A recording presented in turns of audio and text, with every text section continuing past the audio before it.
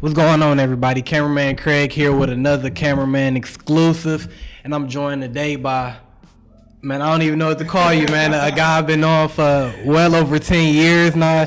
A young man, or we grown. Nah, man, that's how long it's been, man. Journalist out of Detroit, Michigan. My guy, Andre J. Ellington. What's going on, brother? How you doing, man? I'm doing beautiful, man. Man. I cannot complain. 10 years, man. It had to be. Yeah. 10 years, if not longer. Yeah, I want to say 2010. 2010. So 10 years. It Goodness, is. It's man. 10 years, man. Yeah, Wow, man. A lot's changed in 10 years, man. Yeah, man. Photography, journalist. Yeah. A newborn. Yeah. Newborn. How's the fatherhood been treating you? Fatherhood is great, man. My son is all over the place, tearing up everything. Yeah. He running the household. Man, he the king of the castle. He the king of the castle. Okay, man. He don't answer to me. Man, a child, man. That's crazy, man. That must really change a lot of perspective on what's really going on and the decisions you make. Yeah, it did. It's for him, pretty much. Yeah, it did. It put everything in perspective. Before then, I was a wild boy in my college days, just ripping and running. But once I graduated school, because actually I had finished up my senior year while my girl was pregnant. Okay. So I was like literally taking 18 credits, running back home, making sure she was good. And he was born March 21st. So once he was born, I still had like that whole month and a half of just classes and going back and forth. So I'd be in class and I'd come home and hold him on my chest. Oh, and man. I'd be studying done. So yeah. It was a full-time grind for real. Full-time grind, for sure. Definitely Okay. full-time grind. With the grind, man, something that I didn't know until, some years ago, that you had this gift, this skill for writing. Yeah. Where did that come from? Because when we first met, I don't think journalism, at least I didn't, notice it, but where did the journalism pick up for you at? Well, for me, I knew that I wanted to be in media when I was a kid. I knew I wanted to do something in media, but I started out doing art. So I was like painting, doing oil, pastels, acrylics, all of that good stuff when I was a kid, all throughout art camps. Then I picked up music in elementary school. So okay, I think that's where I do kind of music. That's what it was. Okay, when we met, I was doing like music. Yeah, I was all okay. in the studio, I literally lived in the studio like all day long, just hammering it out. If I wasn't actually producing beats, I was in the studio studying other producers. I was on YouTube, like looking at other artists and performers, Michael Jackson, Stevie Wonder, George Duke, all of the greats, just trying to really encapsulate that work ethic. So once I had cut out music, because I wasn't making no money, right? I was producing stuff, but I wasn't placing nothing. I said, I really want to try writing because I was already a journalism major. So everything started from me being involved with the Eastern Echo at Eastern Michigan. That's where everything started for me personally. Right. Okay, but what about writing that gravitated you towards that? I think it was the same thing that music gave to me. It was that ability to take a blank canvas and build upon it. Like, I literally was like, wow, I got this, whether it was a piece of paper or a Word document. I'm like, wow, this is blank and I can just do everything and anything that I want to do. Oh, it was a wrap, man. That's where it started for me. Was there any type of author or journalist that you were like really following to, kind of, learn something from them, kind of build some type of technique for you? Yeah, definitely. Fox 2 News, Channel 4, Channel 7, Carmen Harlan, Devin Skillian, Al Allen, Lee Thomas, Rochelle Riley, Mitch Albom, Vibe Magazine. All of those individuals was like muses for me in terms of me wanting to start my writing career. So I was like, wow, they are all shades, but they're still doing what I wanted to do, what I saw myself doing. So again, even as a kid, I was watching the Fox 2, or I was looking at the Gardner White commercials, or those billboards from back in the day, like really saying to myself, I don't know how I'm gonna get there, but I know like if I study and I apply myself, that I'm gonna be there one day. How did you practice with being able to like write and use certain type of words and being able to like tell a story. Because I know part of like, you know, journalism is like being able to like story tell. I touched in it for like a minute. Writing is one of my stronger points when it came to school, but it wasn't something that I thought about taking seriously. And I was able to do a little bit in high school with me being a part of like the school newspaper. And then briefly, once I started, you know, dipping my foot into this photography, I started working for Also Radio for like a moment in time, and I was actually contributing, you know, articles here and there, but it wasn't it wasn't a practice for me. So it was like, I'm doing good, but it can always be better. Yeah. What were you doing to like really take yourself to that next step? What was crazy about what you just said was, while you were at OSO, I was literally like taking on 7-8 internships at one time. I think between 2013 and 2015, I had about 8 internships. And literally with each internship, I said to myself, okay, how can we push this to another level? Okay, cool. You know, you're doing a few stories. Okay, how can we do more? At that time, I think I was averaging about 15 stories a week. 15 stories. 15 stories a week. And it was literally just me going back to the drawing board and having copy editors who control the editorial aspect of these magazines, these newspapers, saying, this is shit. Like, take that back. Oh, this is shit. Take it back. Like, literally didn't just cut me. I remember there was a person at Vibe. Her name was Christine, and she cut into me one day. She was like, this was 2016. She was like, man, like, this is you have all of this raw talent, but you're still not there yet. I'm like, all right, cool, I'm gonna write that down, because that's another thing about me too. Like, I got all of the stuff that people ever said about me from like my early college days all the way up to this point. I got it wrote down on a sheet of paper in my wallet, because I still look at that like, oh, okay, cool. Like, I'm here, but I can't never forget where I came from. Right. Like, I can't never forget the things that people were saying, like when I first got started, because I wasn't making no money. I was broke, so I had nothing but time to just practice, write, read the dictionary, read the sources, read various newspapers and newspaper clips and interviews. Like, I was just a savant for studying, man, at that time. It seemed like you could take some constructive criticism too. All day, I welcomed it. God rest his soul, Kobe, but he was my muse in terms of like really taking on like that constructive criticism and using it to sharpen me into it to become better. Okay, so you mentioned you had, you know, several internships. What were some of those internships that you had? So a lot of these newspapers and magazines are now like out of business. Okay. But my first celebrity one was this magazine called WWS Magazine in Los Angeles. And then from there, I was dating a girl, and she had worked at this newspaper called Edge. So from Edge, I went to Urban Lux magazine in Atlanta, and then I started getting my feet wet in the Atlanta market.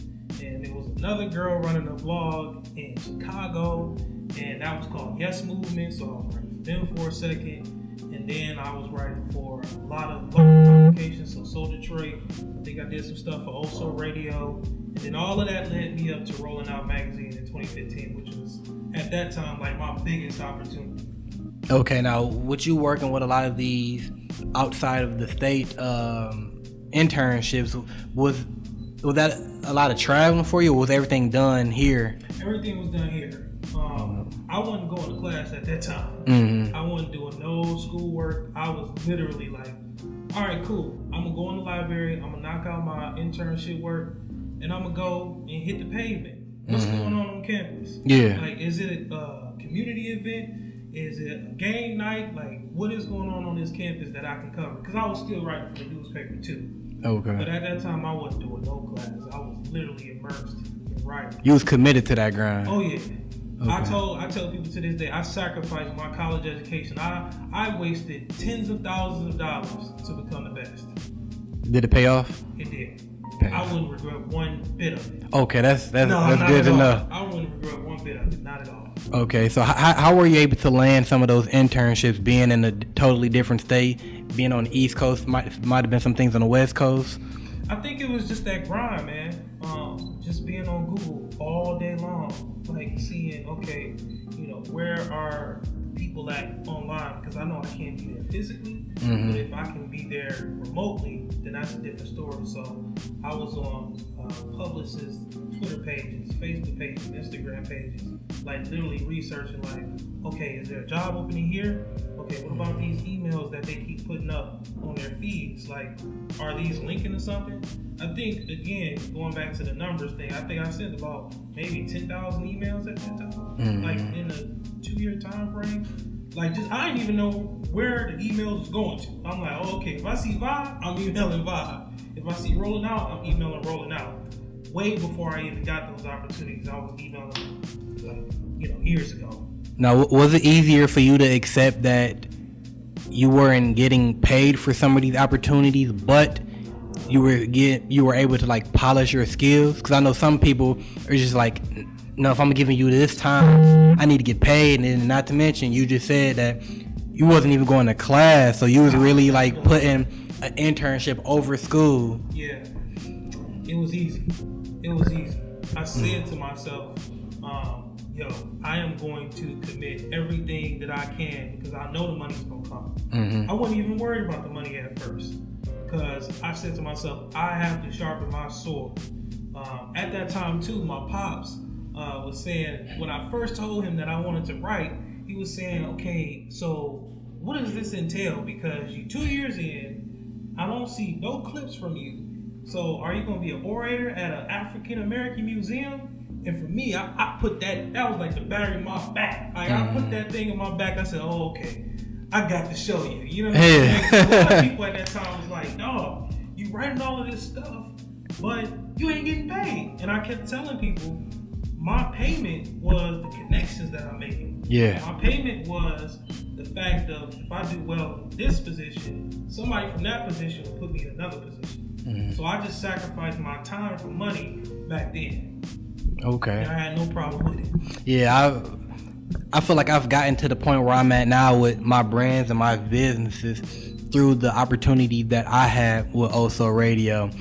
When I met Randy, it was at a fashion show. It was at a fashion show at the Garden Theater, and I didn't know anything about that fashion show. It was where I go to print my clothes at. They had some other clients there, and they was telling me like, yeah, Craig, you should go to this show, take pictures. It should be a good look for you. Right. Went there, taking pictures. I met Randy, seeing what she was doing with her scarves. Took a picture of her, took a picture with her, chopped it up, reached out to her on Instagram. I'm like, yeah, I wanna book you for me to get interviewed by you, do a video interview and do a radio interview. And then from that, she was just like, you got it. Just, work. And then before I know it, I was a contributing writer and photographer for Also Radio. And I'm like, all right, the writing isn't really me. I'm not gonna even bullshit you with that. I can do it, but it's just like, I'm already so far along with the photography. Let me find a way for me to just be that for you. So whenever something goes on, it doesn't have to be, should I write this story or should I just do photography? Let it always be photography, so I can just be at one spot, go to another, and then come back here, and then I could just worry about editing. I have to be worrying about turning in a story first thing in the morning or whatever, because right. Ain't nobody accepting no late work. And then I'm trying to build a rep. Here it is, I'm working with somebody that had, at that time, I think she had just started Also Radio, and I was like her first location in Southfield. Now that was like Southfield Road, I believe, like almost like 12-13 mile. And I'm not trying to put too much of their business out, but I've been around them to the point where like now I'm looking at them like, she's so far along with that, and then I'm so like far along. It's like she helped me in a lot of ways, and all I had to do was sacrifice that time. Although I wasn't getting paid, like you said, it paid off, and now I'm here. Also Radio is what it is now. Randy helped me with my first business. It's crazy. Like I put it on paper like 2015. This year, 5 years now. Wow! Shout out to Randy, man. Man, yeah. Randy is like my big sister.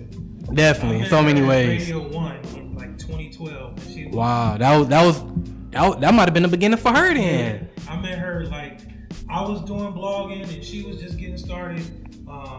And she was trying to climb up the trajectory, and she always, just like you said, she always has reached to give back. Because at that time, when she started, also like she recruited me, but I was so bullheaded at that time. I'm like, Randy, I love you, but no, I got to do my thing. But again, she gives back to the community. She's helped so many people. So gotta shout out Randy. Yeah, that it comes to that. You be a part of something so much, and it's humbled you in so many ways, and you had to find ways to be humble to kind of like have structure.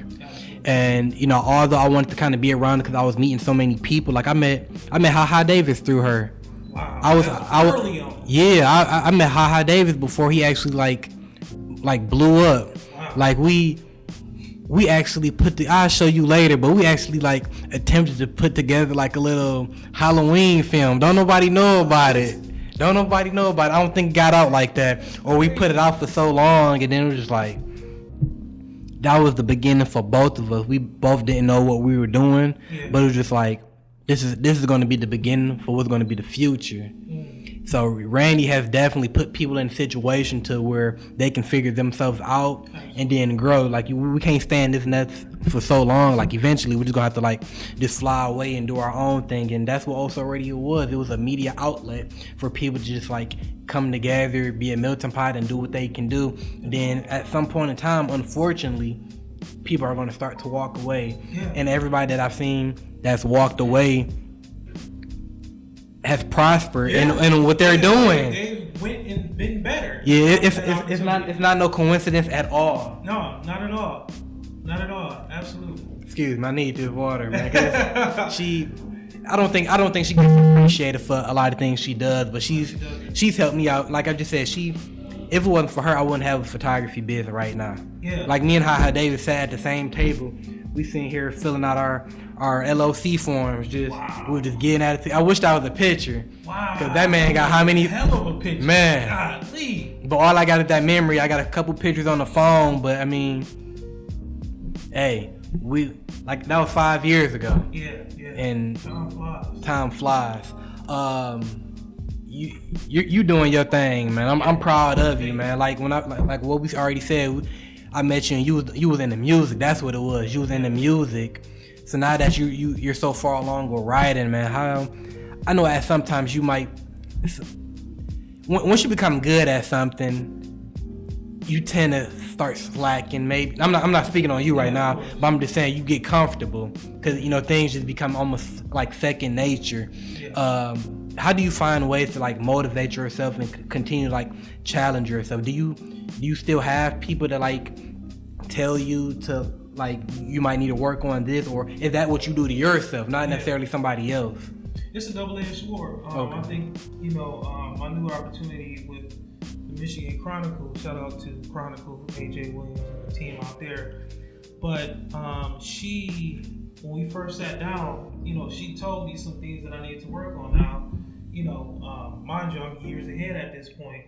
But I took a black book, I wrote down everything that she told me, and I look at it every morning. Mm-hmm. So, that the process has not changed. The opportunity just has. Okay. The process of me still refining myself hasn't changed. It's only the opportunities that have changed. So I'm constantly just pushing myself. When I look at my writing, I study all of my stories. And I always have a saying of, I never have told my best story yet. I'm still chasing my best story.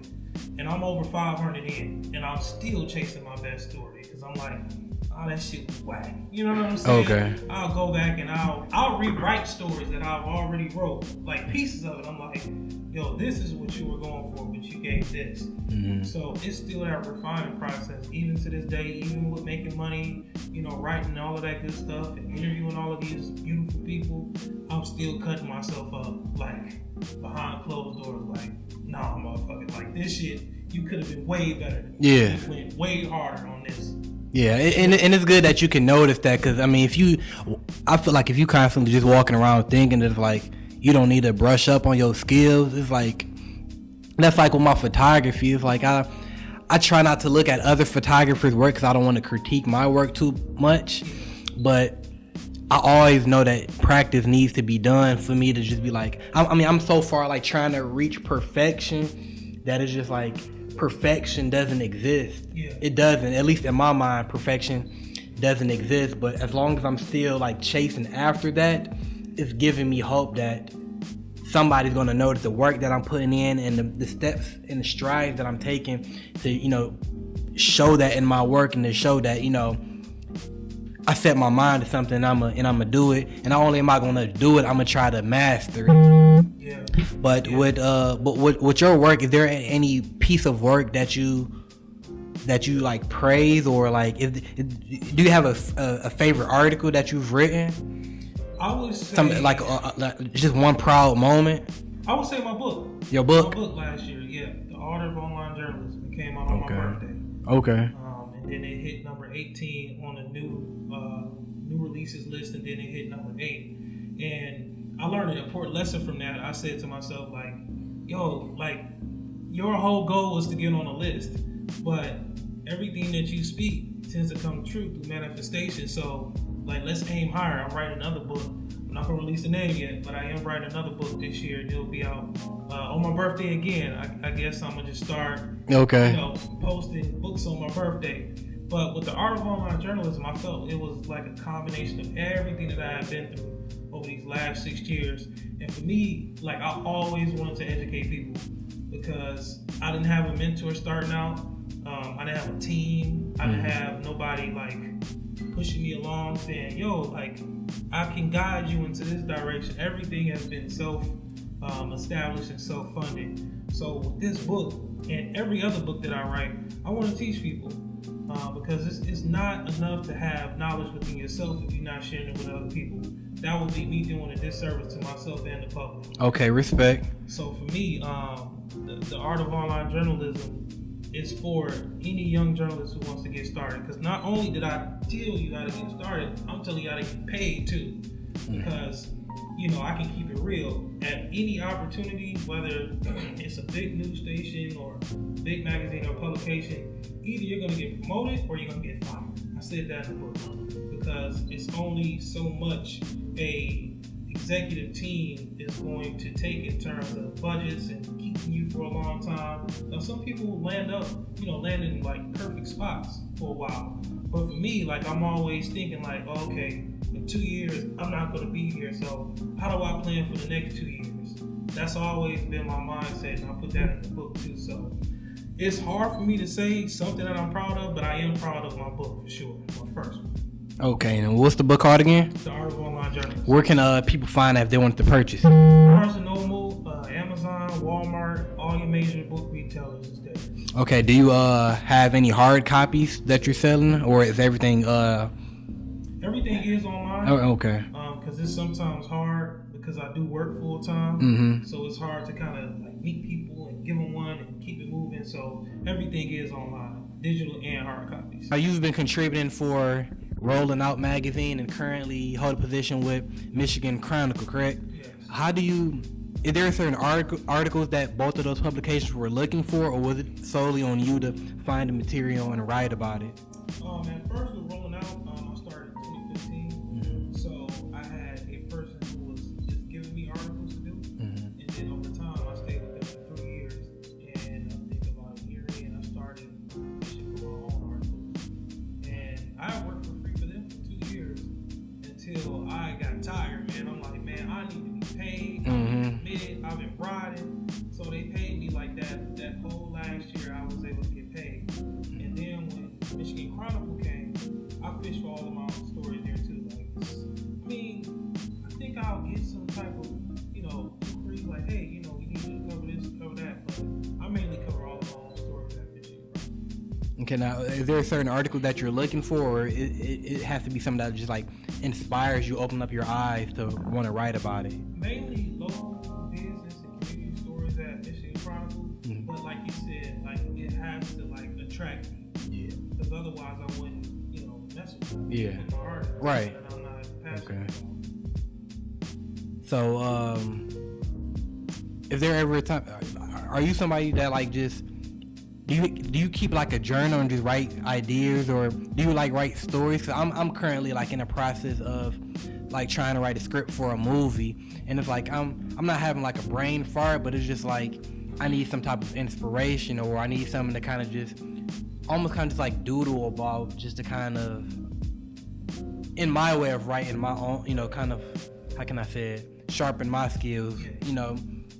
Do you do anything like that? Absolutely. Yeah, I'll take a word, like this microphone or chain, and I'll just literally write about that one thing.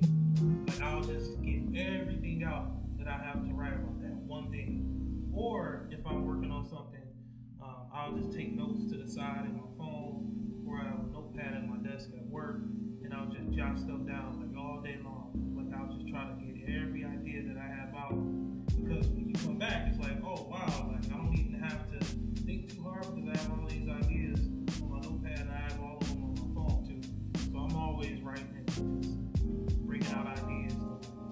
Okay, and I asked that because I'm curious about, do writers that's been writing for a while now still experience like writer's block? Yeah. The last time I experienced like a writer's block when I couldn't write anything was like 2015. And then once that happened, like I created a blueprint for myself on how to get out of writer's block once it comes. For me, again, I'm always studying, so I do more studying than I do writing. So I'm always watching interviews, I'm always reading, I'm always, if I'm in a Lyft or an Uber, I'm always having conversations with people, because for me, that's sharpening my tool, that's sharpening my conversation tool, my mannerism tool, my communication tool, my eye-to-eye tool, my 15 elevator pitch tool. Like I'm always sharpening that stuff constantly. So that's the stuff that I do. Like I literally just keep studying, I interview myself sometimes, in the mirror. Just all of those little things to like keep myself on edge so that I won't get writer's block. Because again, man, when I did have it, I couldn't write nothing for months. I was out the game. Yeah, I'm kind of going through it right now. It's like now that I'm finally trying to put a pen and pad together, or try to get my fingers typing on the keyboard on my laptop. It's like everything that I've came up with is just like non-existent no more. It's like, all right, I'm trying to make everything make sense. It was in my mind, but it's like now I'm trying to translate it to like a piece of paper or to a laptop. It's like I'm trying to find ways to like get out of that so it doesn't happen anymore. So everything just becomes like natural. So now that I have this journal, it's just like every little idea that I might have, I might just start writing down, and then I'll just start just trying to piece by piece put everything together until I come up with like a story. It could just be like a couple little paragraphs. Like I want to just tell something real quick. It's like, okay, I'm at work. This guy walks in. What does he do? Exactly like that. So yeah, it's always the small stuff. Yeah. So I'm not too far. I mean, I'm not too concerned about the journalism part anymore. I think that them days is kind of behind me, but the journalism is still kind of playing a role when it comes to writing a script. So that's one thing I'm still trying to kind of learn, and that's reason why we sitting here, to kind of inform people about you, and then to kind of put people in the shoes that I'm in right now. It's like, all right, people want these answers, but they don't know how to get it. So we discussing that, so these people that's watching the video can kind of get an understanding and try to be able to work something for themselves off of this interview. So hopefully we're answering questions for them. You recently attended the Forbes, what is it, under 30 summit? Yep. Man, tell me about that. Amazing experience, man. I found out about that through one of my homegirls, because she had been, I'm wearing the Forbes Culture hat. So basically, it was a group of them that went to the Forbes conference in Boston. People in politics, people in technology, arts and entertainment, they all met in Boston. But the thing was there was no black people. So all of the black and brown individuals who went to the Forbes conference in 2018 said, hey, like, we're gonna put out a flyer, we're gonna have people come to this address.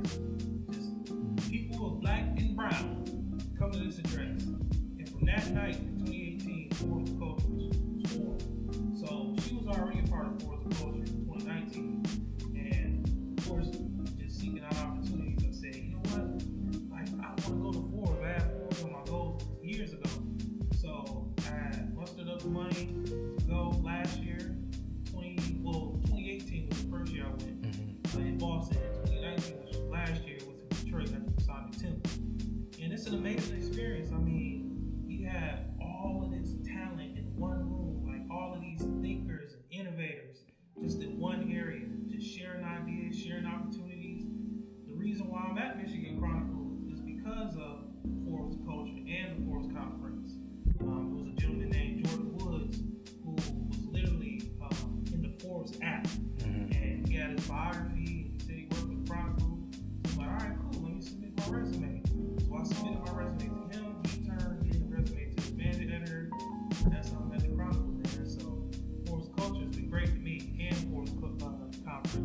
Now, was that a 1-day event or was it It was a 4-day event. a 4-day event? So was that like an invite, or you had to? That was like an admission, like you had to pay to attend. Yeah, it was an admission. Now, I had rigged a few things to get some money off my ticket, Mm-hmm. but yeah, it was an admission thing. Like basically, you just went on the website, paid the money, and it seems like all of Detroit's elite was there. Okay. It started spreading over time because it's going to be in Detroit for the next 2.5 years. Okay. Yeah. All right. So you say it was a 4-day event. What was different about each day? So the first day was just straight networking. Just basically, people flying in, politicking, sharing some drinks, having a good time. And then the second day, you actually were a part of tracks. So if you were in politics, you saw certain speakers. If you were in music, you saw certain speakers. And then the third day was just straight partying. And then the fourth day was community work. Okay. So what kind of community work was there? So they had some initiatives like around the downtown area in terms of giving back to the homeless, or you go to the Habitat for Humanity, volunteer time, and they always make that the last day because you do all of that stuff for the first 3 days. Of course, you have to have a give back component to any big things such as the 4th and the 3rd. Mm-hmm. So what was the biggest thing that you took away from like that 4-day event? Man, and this is gonna sound crazy, but I literally started to rethink my friends that I have in my circle. Really? Yes. I literally was like, who am I hanging around? Like, are they elevating me? Like, it's cool to be, like, buddies with cats that you've been, through the trenches with high school, all of that. Absolutely, stuff. yeah. But this is where the money is, this is where the opportunity is, and this is where the wealth of knowledge is. And it really made me reassess everybody in my circle, and say, like, okay, do I want to stay 19 or am I trying to get to be 30, even though I'm 26, in terms of my opportunities, my credit, my investments, my assets, all of that stuff. So it made me reassess my friend circle.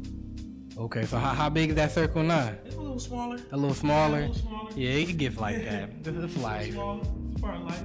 So what's next with Andre Ellington? Man, just still cranking out quality work. Looking to take my writing services to the next level. Getting married next year. Congrats. Thank you. Having another child next year. Okay, congrats. Yeah, family is everything to me. Yeah. At the end of the day, and all of this is cool, but my family, who I go home to every night, like that means everything to me. It really puts me on the edge of my seat in terms of all the opportunities I pursue, where I go, the people I meet. I'm always thinking, like, is this going to benefit my family at the end of the day? Albeit I'm not perfect, but I do try to make certain decisions that put us in certain positions to win. So, just expect to see me more, man, because I'm not going nowhere no time soon. Okay, now do you have any goals for yourself for in like a 5 to 10 year? Yeah. I want to have a few investment properties, a few books. I definitely want to be out of the 9 to 5 structure because I definitely work at the Chronicle, and those time frames for me are a constraint. I love what I do, but the time is what I'm not accustomed to any longer. So I'm 26 now, so by 30, I will be out of the 9 to 5 circuit. Do investments, assets, and all of that good stuff. So looking to purchase some stocks and bonds over the next few years. I already have a few.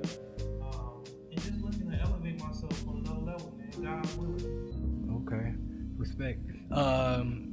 Are you currently taking any speaking engagements? Do you have any panel work coming on where you're speaking on a panel? Yeah, I have some things coming up for sure.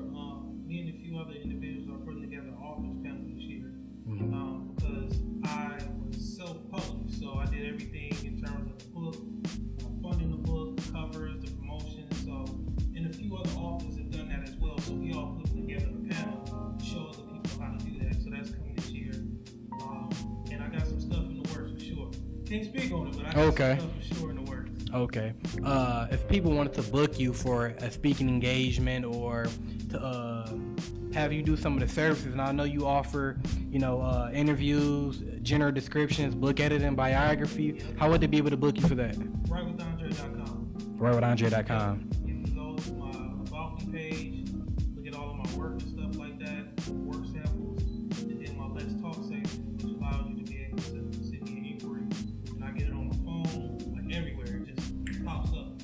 then you go from there. Okay, now before we get out of here, how can everybody follow you on social media? So on Facebook, just my full name, Andre J. Ellington. On Twitter, withThe. On Instagram, withThe as well. And of course, withTheAndre.com. That's where we find all things me. You know, I'm even sharing family stuff because that was a big thing. Like I wasn't sharing no family stuff for a long time. We even get to see my baby and whatnot, my fiance. So yeah, man, absolutely. What's a bit of advice, or what's something that you can recommend to any entrepreneur or anybody that's looking to take up journalism as a career? Study Study and increase your network. I can't say it enough because, you know, people want to do this, but people don't understand the rigor that it takes to do this. They see the articles, they see people on camera, but they don't understand all of the behind the scenes and the nuances that it takes to actually be behind this mic or to be behind that computer screen putting up those stories. So I say study and network your ass off, because the reason network is key. The reason why you sit here is because of straight networking aside from hard work and hustle. So if anything, study like it's the first day. Don't ever get comfortable or used to the fact that you're getting invited to places, or you know, you have your company fronting you for your travel expenses and stuff like that. Get comfortable with that. Still keep that chip on your shoulder. You know, write that stuff down that people said about you years ago, like I did, and keep it in your wallet and stuff like that.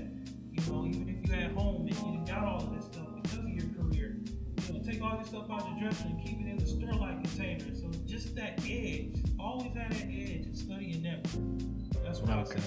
Networking and not burning bridges too. Not burning bridges. Not burning bridges. Not at all. We done had a couple bad few experience with that unintentionally, but it happens. You learn from it and you move on and you become a better person and you try to strengthen that area. So that's definitely one of them things that you don't want to happen, but sometimes it happens. But you know, you get over it. No doubt. But that's been another episode of the Cameraman Exclusive with Cameraman Craig, Andre Ellington. I appreciate it. Thank you, man. Thank you so much. If y'all haven't already, make sure you subscribe, hit the notification button, hit the bell if you want to be updated with all the latest episodes of Cameraman Exclusive. You can find me on Instagram at official Cameraman Craig. That's Facebook, Twitter, Snapchat, I believe. Cameraman Craig. Man, it's a pleasure, man. Thank you, man. Thank you.